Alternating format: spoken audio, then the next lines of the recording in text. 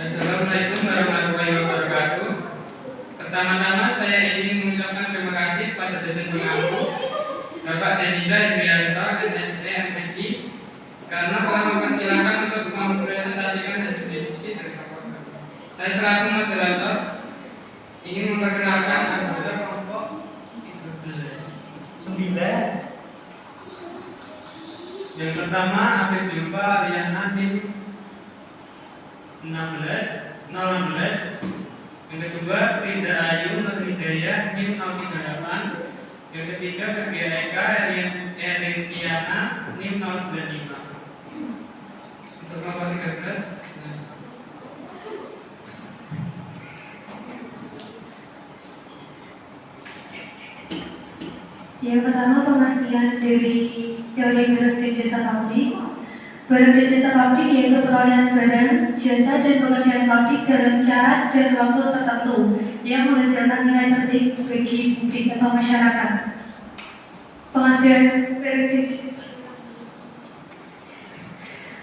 barang dan jasa publik merupakan ringkas dari organisasi sektor publik, terutama pengeluaran publik pada setiap level organisasi sektor publik adalah pengadaan barang dan jasa serta aktivitas konstruksi.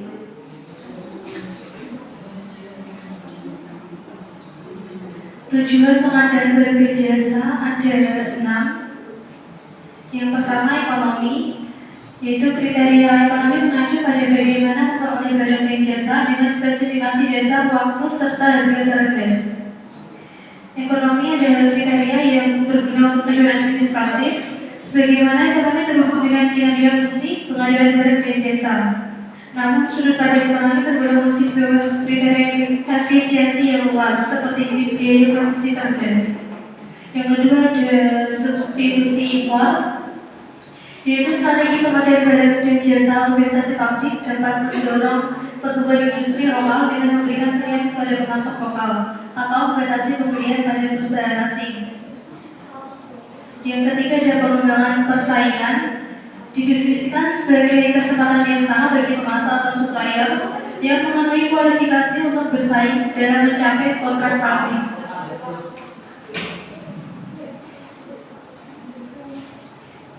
Yang keempat ada dimensi penataan. Prinsip utama dalam governance menyiratkan prinsip serta peraturan pengadaan barang dan jasa yang konsisten, kualifikasi kontraktor, dan penyerahan penawaran juga manajemen kontrak. Selanjutnya ada perlindungan terhadap kepentingan masyarakat, yaitu organisasi sektor publik tanggung jawab untuk memastikan bahwa pelayanan tersebut dapat menjangkau masyarakat. Hal ini ditetapkan dalam keputusan yudisial di berbagai negara. Yang terakhir ada perlindungan lingkungan, yaitu organisasi sektor publik dapat mereview kebijakan pemberian pada bagian dan unit kerjanya untuk memperbaiki dampak lingkungan akibat kebijakan pengadaan barang dan jasa yang dilaksanakan tersebut, dan termasuk pengemasan dan proses daur ulang.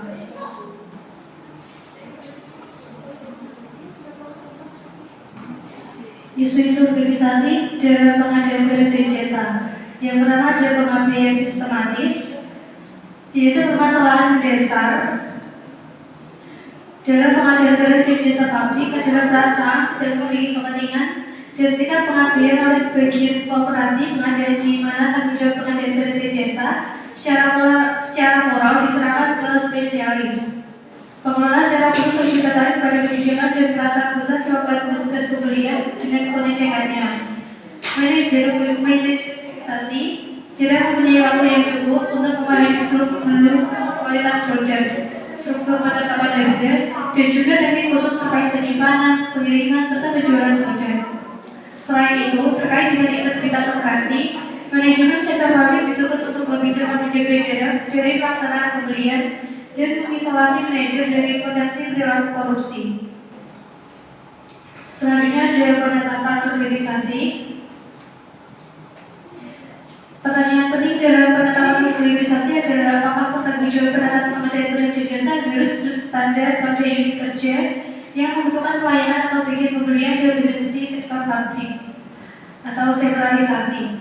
Manfaat utama sentralisasi adalah bahwa pegawai pengadaan barang dan jasa di organisasi sektor publik mengetahui hukum, kebijakan dan prosedur serta mempunyai kekaitan kelembagaan untuk memperoleh keuntungan yang maksimal bagi organisasi sektor publik.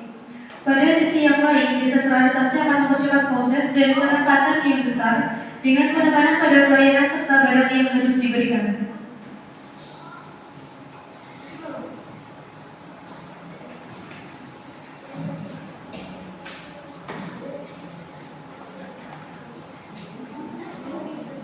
Menjaga keterpaduan dalam pengadaan barang dan jasa.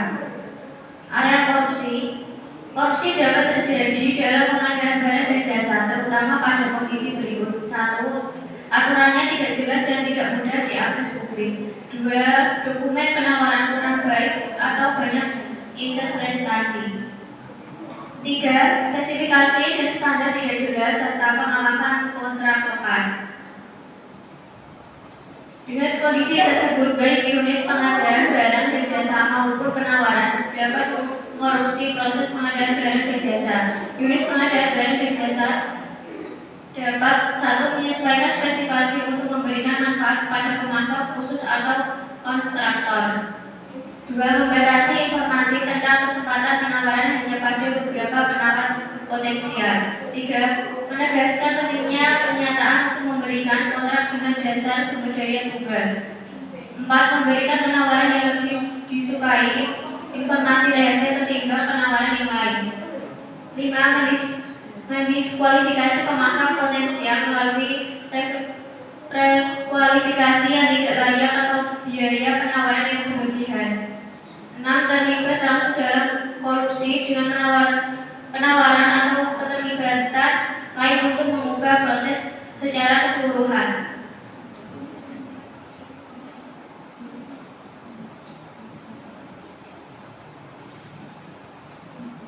Upaya-upaya internasional untuk menjamin keterpaduan dalam pengadaan barang dan jasa. Lembaga pemberian pinjaman internasional seperti PBB, Bank Dunia, dan ADB berkontribusi secara signifikan dalam pemberantasan korupsi pada pengadaan barang dan jasa. Prinsip umum pengadaan barang dan jasa pada PBB adalah mensyaratkan seluruh pegawai pengadaan barang dan jasa organisasi publik untuk menjaga keterpaduan standar yang tidak dapat disangsikan dalam menjalin hubungan bisnisnya, baik keluar maupun ke dalam organisasi yang dipekerjakan, dan tidak memanfaatkan organisasinya demi keuntungan pribadi. Barang dan jasa publik versus barang dan jasa swasta. Barang publik adalah barang kolektif yang harus dikuasai oleh organisasi sektor publik. Sifatnya tidak eksklusif dan diperuntukkan bagi kepentingan seluruh warga dalam skala luas. Barang swasta adalah barang khusus yang dimiliki oleh swasta. Barang ini bersifat eksklusif dan hanya bisa dinikmati oleh individu yang mampu membelinya, karena harganya disesuaikan dengan harga pasar. Dengan rumusan penjual harus untuk sebesar-besarnya seperti perumahan mewah, villa, dan hotel.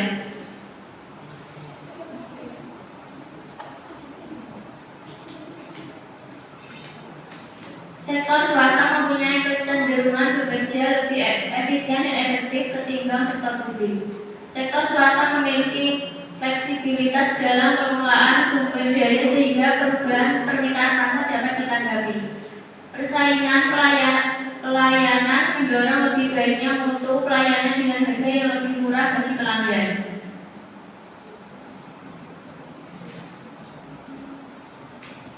Standar harga dalam rangka menyiapkan rancangan anggaran yang akan disahkan menjadi anggaran. Organisasi sektor publik harus menjadi aspirasi masyarakat mengenai kebutuhan pelayanan yang berbentuk fisik atau barang maupun yang bersifat jasa.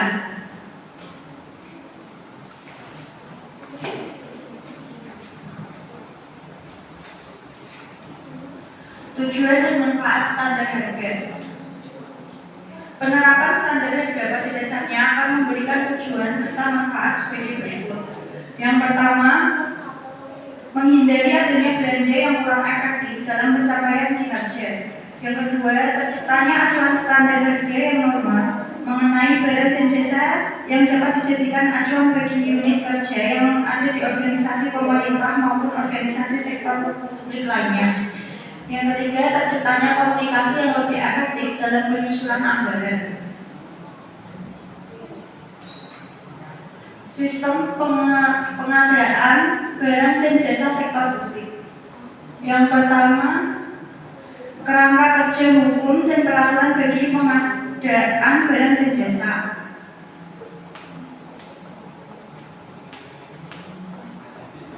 Yang pertama, pengadaan barang dan jasa publik.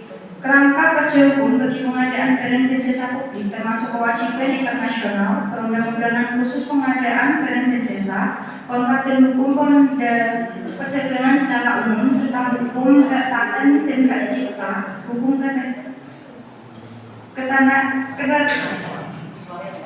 ketenagakerjaan, hukum sewa menyewa dan kesepakatan sewa beli, arbitrasi serta rekonsiliasi. Yang kedua, kerangka kerja aturan. Banyak negara yang mengandalkan undang-undang untuk mengatur pengadaan barang dan jasa publik menerapkan aturan internal yang menentukan proses formal penawaran, evaluasi penawaran, penyerahan dan kesimpulan kontrak, serta pengolahan kontrak. Yang kedua adalah penggunaan kode model atau model kodes. Pada tahun belakangan ini, penekanan ditempatkan pada penyeragaman kode penggadaan barang dan jasa dalam mengatur kerangka kerja jasa penggadaan barang dan jasa yang dilengkapi dengan aturan yang lebih rinci oleh organisasi sektor publik. Yang ketiga adalah manual dan prosedur. Manual penggadaan barang dan jasa publik terdiri dari manual kebijakan yang termasuk aturan pembelian dan prosedur administrasi manual dan prosedur operasi praktek internal dan manual vendor yang seringkali berbentuk booklet mengenai bagaimana melakukan kerjasama dalam organisasi sektor publik. Siklus penggadaan barang dan jasa sektor publik. Yang pertama, penetapan peraturan pelaksanaan. Tahapan pertama dalam penggadaan barang dan jasa publik adalah penetapan aturan dalam melaksanakan anggaran yang telah diterapkan agar pelaksanaannya dapat dikendalikan. Yang kedua adalah distribusi anggaran ke masing-masing organisasi atau unit. Tahapan kedua adalah pendistribusian anggaran untuk masing-masing unit atau organisasi yang membutuhkan. Yang ketiga, pembuatan peraturan pengadaan barang dan jasa. Tahapan ketiga adalah pembuatan peraturan dalam pengadaan barang dan jasa publik. Hal ini akan memberikan arahan dan pengendalian bagi setiap organisasi dalam pengadaan barang dan jasa publik, sehingga barang atau jasa yang diinginkan bisa didapatkan sesuai keinginan dan anggaran yang disediakan. Yang keempat, penentuan program yang barang dan jasa perlu dikelola. Tahapan selanjutnya adalah menentukan program-program kegiatan apa yang membutuhkan pengadaan barang dan jasa. Yang kelima, analisis anggaran pengadaan barang dan jasa. Setelah ditentukan program apa saja yang membutuhkan pengadaan barang dan jasa, analisis anggaran yang disediakan dibandingkan dengan barang dan jasa yang dibutuhkan, sehingga anggaran yang disediakan tersebut dapat digunakan secara optimal dalam pemenuhan kebutuhan barang dan jasa. Yang keenam, pengumuman pengadaan. Tahapan selanjutnya adalah pengumuman pengadaan barang dan jasa atau kegiatan pemberitahuan kepada khalayak atau pihak-pihak yang mampu memenuhi barang dan jasa yang dibutuhkan organisasi sektor publik tersebut dengan mengirimkan surat penawaran atas barang atau jasa yang dibutuhkan. Yang ketujuh, proses tendering. Dalam proses ini, organisasi sektor publik atau pemerintah daerah melakukan seleksi atas surat penawaran barang dan jasa yang telah dikirim oleh pihak-pihak yang mampu menyediakannya. Kemudian dipilih penawaran yang paling memenuhi kriteria yang diajukan oleh organisasi sektor organisasi. Yang kedelapan, pengumuman hasil pengadaan. Setelah proses tendering, tahapan selanjutnya adalah mengumumkan pihak yang berhak memasok kebutuhan barang dan jasa bagi organisasi sektor publik. Yang kesembilan, penandatanganan SPK. Pada tahapan ini dilakukan penandatanganan surat kerjasama antara organisasi sektor publik dan pihak penyediaan barang dan jasa. Yang ke-10 adalah pengerjaan penggadaan. Dan selanjutnya adalah pihak yang memenangkan tender penggadaan barang dan jasa yang dibutuhkan organisasi sektor publik memulai pengerjaan barang atas jasa yang diperlukan. Yang ke-11 adalah serah terima barang dan jasa. Setelah produksi barang selesai, kemudian akan dilanjutkan serah terima barang dan jasa dari pihak yang mengadakan atau memproduksi barang dan jasa tersebut dengan pihak organisasi sektor publik. Yang terakhir adalah proses kepemilikan serta penggunaan barang dan jasa. Setelah barang diterima, barang dan jasa sah menjadi milik organisasi sektor publik dan siap digunakan dalam menunjang kegiatan apa yang akan direncanakan.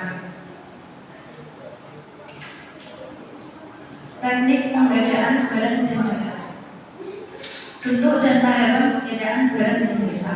Bentuk pelaksanaan penggadaan barang dan jasa di berbagai organisasi sektor publik tergantung pada sifat barang dan jasa, ukuran dan kerumitan kontrak, tingkatan administrasi serta struktur besar. Yang kedua, sumber penggadaan barang dan jasa tunggal. Pengadaan barang dan jasa publik dengan sumber tunggal disebut single tender, puskes atau pilihan langsung atau kontrak langsung. Hal ini layak dilakukan menyangkut pembelian sistem dan peralatan dalam kondisi darurat atau bencana alam dengan memenuhi kondisi standarisasi perlengkapan atau suku cadang.